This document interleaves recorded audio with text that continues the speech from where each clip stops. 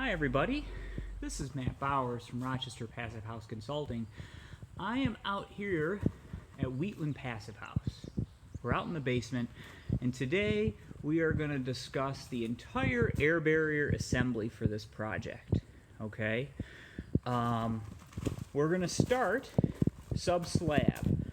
What we're going to do is we're actually going to install a 15 or 16 mil radon barrier. Okay, along with some rigid foam, and the connection of those two is going to vary a little bit.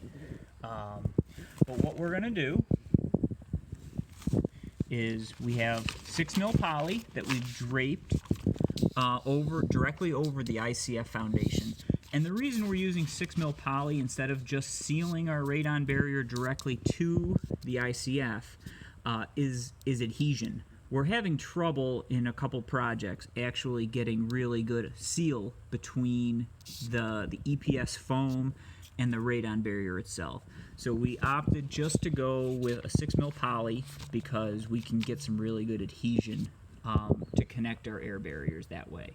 So we've got a 6 mil poly that's going to be draped all the way up our inside face of the ICF, and then we're going to tie that directly in to our floppy bit of Solitex Mento that we installed directly on top of the sill plate before we set our floor joists. And we're going to take a closer look at that right now.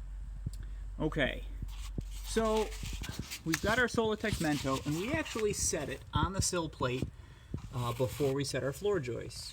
Our rim board is inset from the edge of the concrete of the ICF quite a bit to allow our exterior 2x4 wall to sit directly on the sill plate.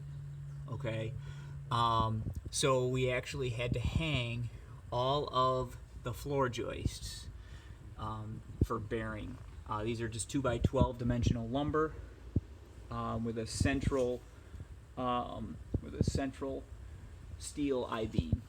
Okay, so what we're going to do is, now that the Mento has been sealed to the 6 mil poly that I just showed you, what we're going to do is we're going to show how the heck do we connect this wrap to the interior or exterior side of our interior wall.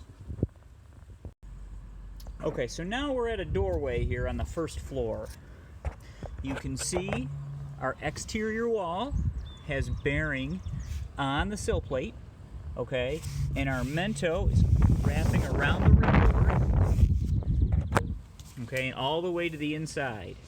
And then on the exterior side of our interior wall, we've got Mento, or Intello, and the Intello wrapped under the bottom plate, and we're going to be able to seal the Mento here to the Intello. And I've got my tape measure set up. It's upside down, I apologize, to give you an idea of wall thickness. So we've got about 6 inches from outside face of sheathing to exterior side of the rim board, and then 6 inches from rim board to interior wall for a total thickness of about 16 inches, give or take, with drywall on the inside. Okay, 8 inches between walls. So let's follow our air barrier now. We've got the Intello going all the way up in between walls here, okay? And you can see that we've actually scabbed on another sheet of Intello to get to the underside of the subfloor on the second floor. And what we do is we're actually wrapping the Intello around the second floor subfloor to connect our air barrier on the second floor. And I'm going to show you that in just a minute. But first, let's take a closer look here now that we're on a load-bearing section of the house. You can see that the floor joists between the first and the second floor do not go all the way to the outside wall, okay? They stop at the inside wall, making the interior wall load-bearing because they're connected at the subfloor, we are able to transfer our shear strength of the wall on the exterior wall to the interior wall to give us our necessary load-bearing capacity of the wall. Now that we're upstairs, okay, you can see the Intello has been wrapped around that second floor subfloor and brought all the way to the inside. We've got our second floor exterior wall, again, or interior exterior wall, and again, that is actually wrapped. The Intello is wrapped under the bottom plate just like that.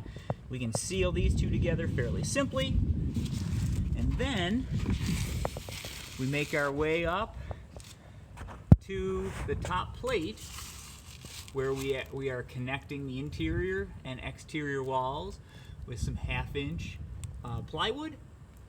And then as we come over here, you can see that we've wrapped the Intello over the top plate so that it can be tied into our ceiling air barrier, which is going to be 1/2-inch zip system nailed right to the underside of the truss here. And then this Intello can be folded up and taped to the zip system.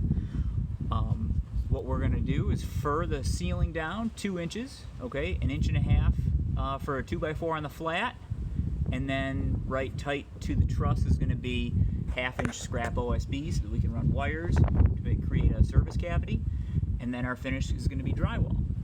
So that is our completed air barrier for this project. And just one quick note, you can see that our raised heel truss here is going to allow for a full 2 feet of insulation all the way to the outside of the outside wall. Okay?